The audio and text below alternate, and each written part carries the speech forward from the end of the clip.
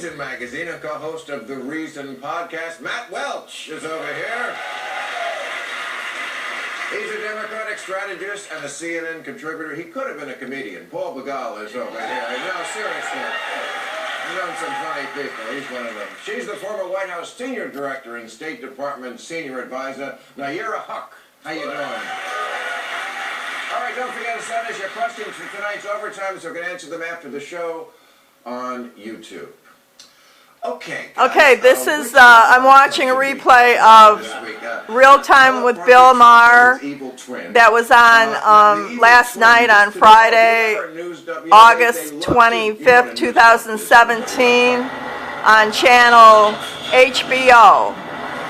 And this is a replay, and today is Saturday, August 26th, 2017. It's like they dump the news on Friday when no one's paying attention. Okay, so he pardoned Joe Arpaio, doubled down on no transgenders in the military.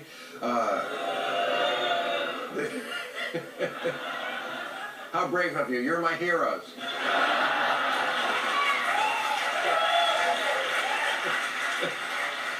He threatened a government shutdown earlier the week about the wall. The wall. I thought the Mexico was going to pay for the wall. What happened to that? Now we don't pay for it. We're shutting the government down. So, is the best we can do Trump sane half the time?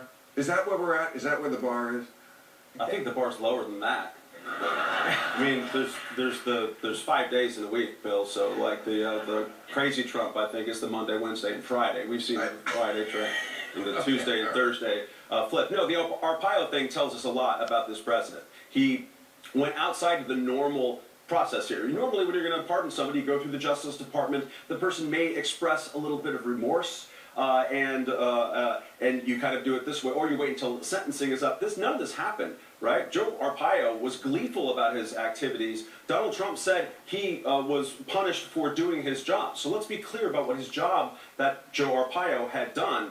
He violated the Fourth Amendment rights of citizens of the United States as well as residents by pulling them over because they maybe kind of looked a little bit illegal immigrant-y, and then would detain them and then hand them over to the feds in defiance of a court order month after month after month. So if you're going to go and you're going to suspend the normal process to pardon that guy, you're telling every law enforcement in the country, look, civil liberties don't really matter here as long as you are, breaking things a little bit if you're going after illegal immigrants and immigrants. That's who this president is. He'll do that in a teleprompter. He'll do that at his rally. That is the core of his personality. It's something to worry about. And it's an insight into an actual ideology that Donald Trump might have. And it's not a Republican or conservative ideology. It's the ideology that serves him as an autocrat. Right? He attacks the Fourth Estate and media and tries to break that down, remove trust that people can have as the media as their protector. He's already been talking about the judicial system as being activist, right, in the Ninth Circuit. In all of these instances, he doesn't like the judiciary,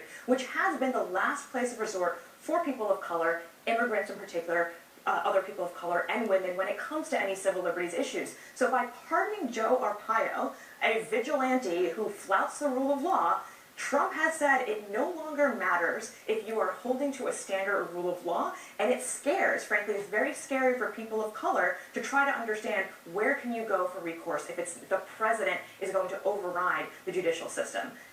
Yeah, it's so funny. All the talk about building the wall, whoever's going to... They don't need the wall. Just making life miserable and terrifying for anyone of dark skin has actually worked. But they're not coming anymore. By the way, long before Donald Trump became president, when Barack Obama was president, illegal immigration from Mexico was going down. Trump's wall will only slow down their departure. And maybe mine. I don't know. But I think on the Arpaio thing, yes, he has a soft spot for white nationalists. We already knew that. And yes, he wants to flap the rule of law, and he's an autocrat wannabe. I think there's a larger game here he's playing. He wants to send a signal to the targets of the Mueller investigation that if you hold tight and don't roll on me, I'll pardon you. Oh, wow. Because Mueller is going after Trump associates first. That's what they do in these things. It's all about Russia. It is. All roads lead to Russia. Okay, Bill Maher and his guests are going to be talking about Pakistan, Afghanistan, that's and why the I do- Taliban. He's right to be worried about that. Yeah. Because, I mean, whatever we know about it, he knows way more, and he knows what he did. And what he did was bad. What he did was, basically, he owed Russia money, and instead of paying them, he gave them America. Okay, so, let me ask about another country, because he did make this big speech about Afghanistan this week. And, you know, I must tell you, I'm of two minds about Afghanistan. On the one hand, we've been there for 16 years. I think of the John Kerry statement, how do you ask a man to be the last man to die for a lie?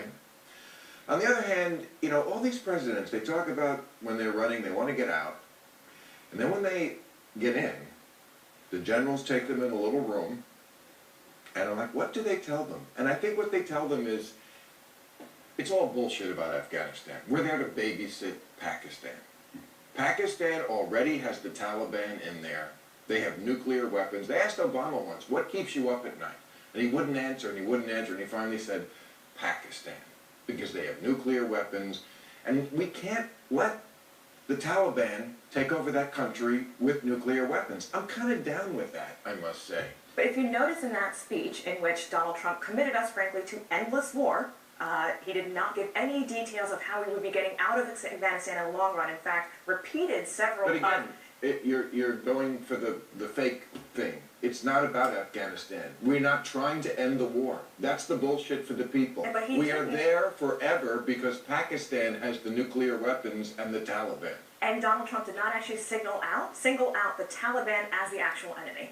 And that, I think, is a very important point to underscore when you talk broadly about terrorism. So 9/11 happens, the United States goes in under the Bush administration to take out these terrorist safe havens. The decision is made that a ground war is the best way to do that. The Taliban becomes the #1 enemy. Several years go by, Obama administration comes in and realizes actually Osama bin Laden was housed by the Taliban, but we need to go after Al-Qaeda, dismantle those terrorist networks. That, yes, Osama bin Laden found in Pakistan. Now we have a president who has not said who is the actual enemy. Is it ISIS? What are these terrorist networks we are going after? Because frankly, a ground war is not what we do anywhere else in the world to attack and track down terrorists. We're not really there because we think we can change Afghanistan or win anything. We're there because we need troops on the border of the country that might get taken over by crazy Taliban people who then have nuclear weapons. Do you think that is going to stop that from happening? I don't know if you think that's going to give us some kind of tactical advantage? We're in a sink there. I don't agree with your If the premise here. Taliban took over, I'd feel better if we had thousands of troops nearby. Crazy Would. people run Pakistan and they have nukes. Let's just Not crazy like the Taliban. let's just say No, that. but the people no, in no, Pakistan, no. this is it. So the counterterrorism cooperation the United States has with Pakistan is critically important throughout the region. We do not have permanent military bases the way we do in the Middle East right now to be launching and doing activities in Afghanistan and elsewhere. And to be fair, the Pakistan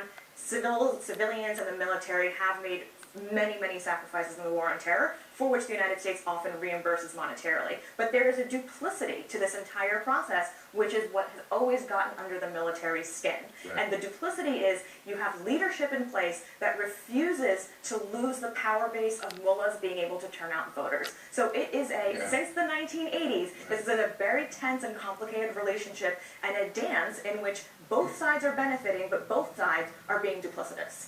Issue 3. Okay, ISIL is not mentioned in this conversation regarding Pakistan, Afghanistan, and the Taliban. ISIL is not mentioned, and that's important.